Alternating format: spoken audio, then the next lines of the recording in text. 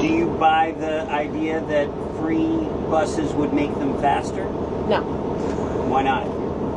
Because more people would ride them, so they'd be even more crowded and take longer to load them. How do you answer that? Because it can't just be making it free alone. You have to be making it free while actually making the infrastructure for it to be fast. So you have to increase service alongside making it free and ensure that there's full use of all-door boarding. Because a lot of the issues of the dwell time at the bus stops is because everyone has to go through the front door. No one's allowed to go through the back door, even though this was something the MTA proposed more than a decade ago. And in Boston, when they did this, they decreased dwell time by 23% on a single route just by making all-door boarding a part of it. But isn't that an MTA thing that you as mayor can't control? Well, what we saw with Mayor Bloomberg, he was the mayor of New York City. He built an entire subway station because that's how much he believed in the extension of the 7 train to Hudson Yards. The city has a lot of ability to influence what the MTA does. It's just that we haven't had a mayor who actually cares that much about the slowest buses in the United States.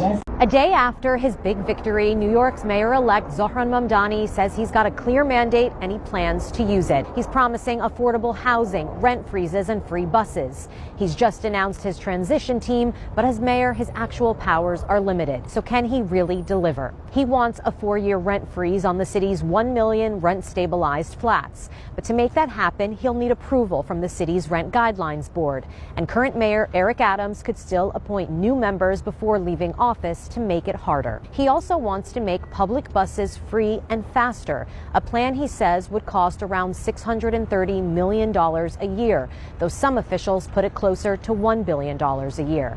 To pay for it all, Mamdani wants to raise corporate taxes and add a 2% surcharge on anyone earning over $1 million. But the governor and state legislature would have to agree, and Governor Kathy Hochul's made it clear she's against new taxes ahead of her own election. Yes, it didn't even last up to 1 week. Now, these people are realizing something that they were all scammed.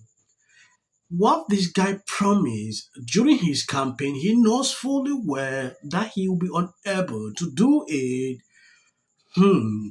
Democrats on social media, let me say liberal influencers on social media are putting out videos upon clips that I've seen. It is important we take an exclusive look into all these. Check out this video really quick. Starting on day one, we will expand the city's special enforcement programs, doubling fines for hazardous violations and tripling them for conditions that are immediately dangerous. And when a really bad landlord, like this guy, refuses to fix it, the city's going to step in, make the repairs, and send them the bill. If that doesn't work, the city's taking over the building. We're putting the worst landlords out of business. So this is his plan. He's going to take away the building if the landlord can't afford to make renovations. The city will step in and do it, but then they'll take away the building if the landlord can't afford it. But at the same time, he's doing rent freezes. He's going to freeze rent so landlords can't raise rent.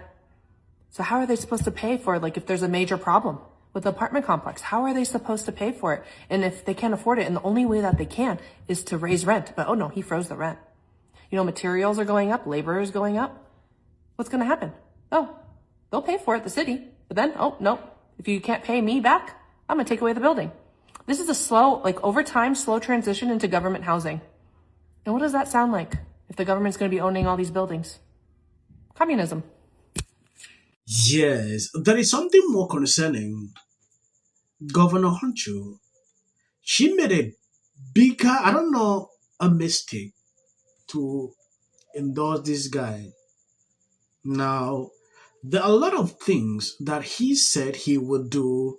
She doesn't agree with him. But during that campaign period, she was all for him. That should tell you a lot about these people, how they all just want power. She is now going against certain things this guy said because of her upcoming elections. That should tell you something.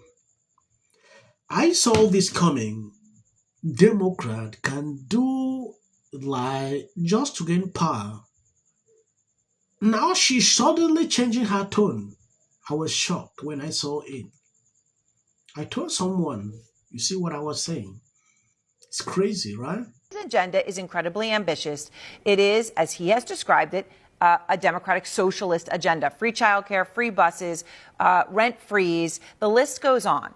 I talked to him on Monday night. He said to me he hasn't wavered 1 millimeter on raising taxes on New York City's wealthiest residents to pay for some of that.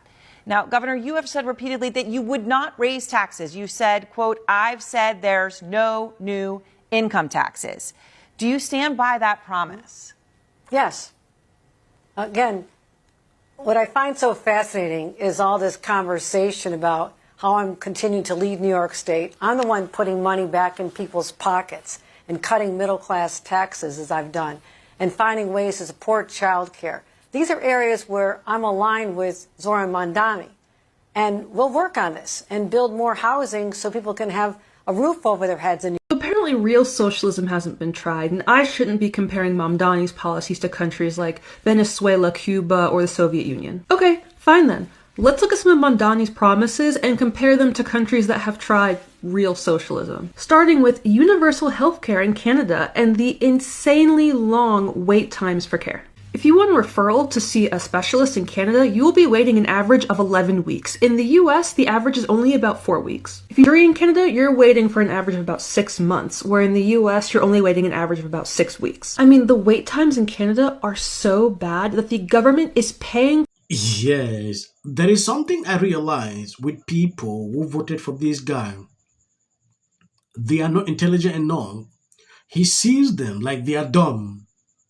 There are things he promised, knowing fully well that it will be unable for him to go through with it. Look at what the governor is saying here. Totally contrary to a lot of things he promised. Free buses, this. You know, I always like to know a true politicians by some of these things like this. This has actually opened my eyes to some of these people. If you are a Democrat, if you haven't realized that this guy just said some of these things to get elected, then I don't know if you understand exactly what is even going on. course we can. And What about childcare, though? childcare I already committed to. So we'll be on a path to get there because I'm committed to this as a mom governor. I get it. But also to do it statewide right now, it's about $15 billion. That did not support him because he said on stage that he is not pledging to, quote, remake City Hall in his likeness. Here's what he had to say.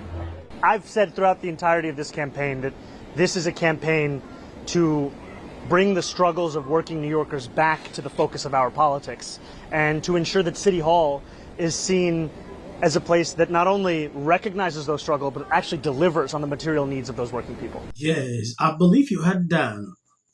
His fans are not happy that this governor is willing to help him execute all his promises. We don't put up with a lot of crap. So I just want to set the stage that, you look at the history of people who've run multi-million-dollar ad campaigns to try and get me to change my position.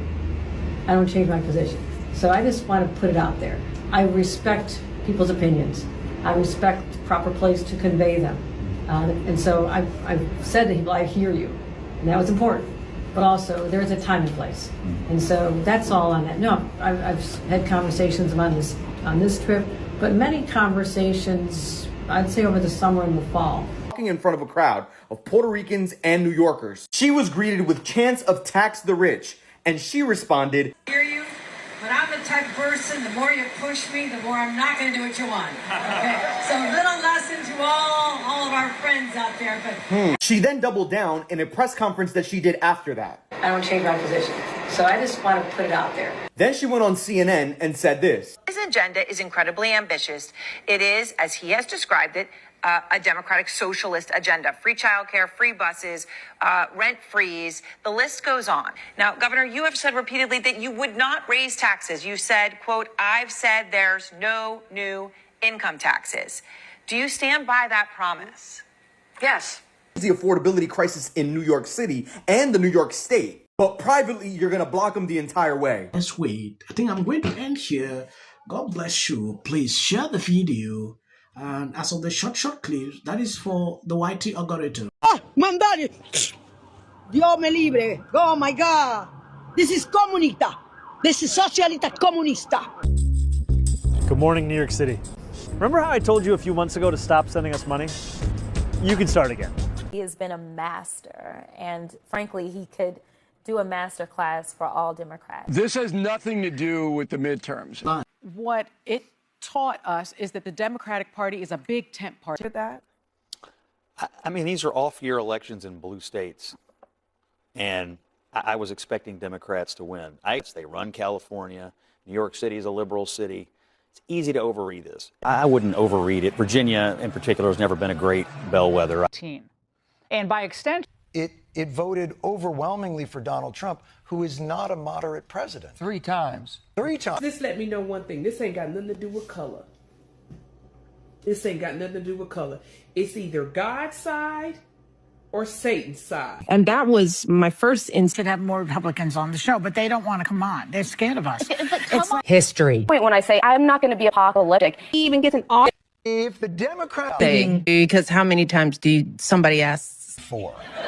JD Vance should be the next president of the United States. If you want to serve in the American Give interviews, I don't do that. JD Vance should be the next president of the United States. happening at the moment. Yeah. President Obama. Is blatant censorship. Because he says he has a team of fact checkers. The FCC. Want them to stop fooling around with my right to say what I feel. Well, Americans, it's a part of who we are. because that is really something that didn't happen before. Does anybody else watch The View? Because I think there's... I'm going to say one. Look, there are certain rules of free speech that we must all abide by. But in case anyone needs a refresher, we're going to go over the rules again. He does not have a right to have a television show. To spreading lies. Somebody to get up there, not all the same people that are in these polite... Disagree with what Gavin Newsom said that he doesn't... Dave Chappelle. Without of interest. I mentioned last night Trump was bragging about how... Hey everybody, how you doing? It's Peggy D. Many were surprised to see Darth Renner... Between now... 60 minutes for editing an interview.